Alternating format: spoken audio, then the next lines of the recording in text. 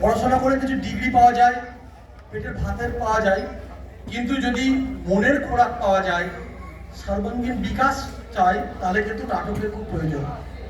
আর আমাদের নাটকটা কিন্তু আমার সঙ্গে খুব ভালো মিলে গেছে।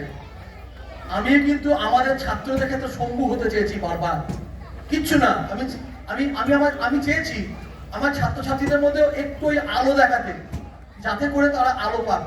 পড়াশোনা সব জায়গাতেই হয়, সর্বদাই আমি চেয়ে এসেছি আমার ছাত্রগুলোকে এগিয়ে দিতে সামনে থেকে, যাতে করে তারা নিজেরাই তাই পথ খুঁজে পায়। প্রায় 22 বছর চাকরি করছি। প্রথম চাকরি ইছলাবাদ হাই স্কুলে।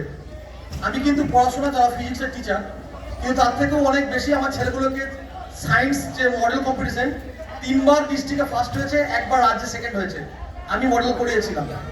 কলা উৎসব, সেখানে কিন্তু আমার ছেলেরা ফার্স্ট হয়েছে, গানে নাচেও সেকেন্ড হয়েছিল 2বার।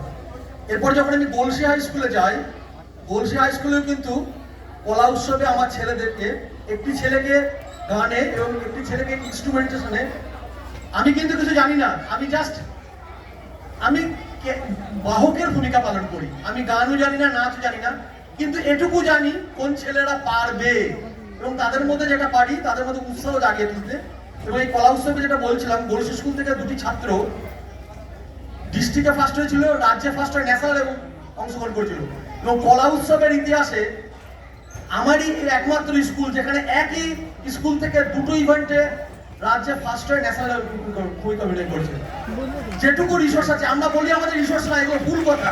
আমাদের রিসোর্স আছে, শুধু আমাদেরকে খুঁজে বার করতে হয়।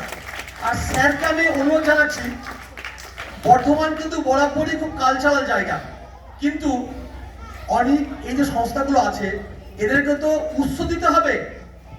আমি ওনাদেরকে বলছি, আমি ছেলেগুলোকে কি করতে পারবো জানি না, কিন্তু স্যারদেরকে বলছি আপনাদের কিন্তু কাঁচা মালের সরবরাহ আমি বারবার দিয়ে যাবো, যদি সুযোগ দেন। এরকম ছেলেগুলোই দেখবেন একদিন আপনাদের কত হয়ে উঠবে।